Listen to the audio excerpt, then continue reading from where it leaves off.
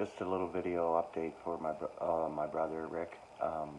I'm going in today again, but they've got him on life support. They really don't know what exactly happened, but he was slumped over, I guess, at his workstation at work, and they found him that way.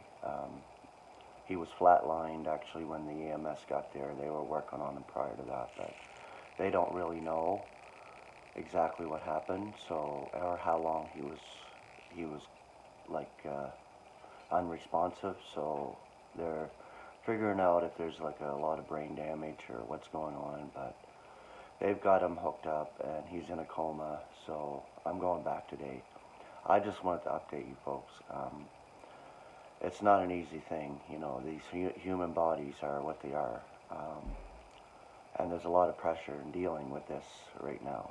But I just want to thank you all for your support and love and care, and I got a lot of responses, and I appreciate that so much. It's not an easy thing. I don't know if he's going to be around, but, you know, I trust in God, and I have my spirit, and I know that God will take care of it. So, I love you all. I just want to update you. Sorry about breaking down here. I just can't help it. Okay? I love you, and I'll keep you updated.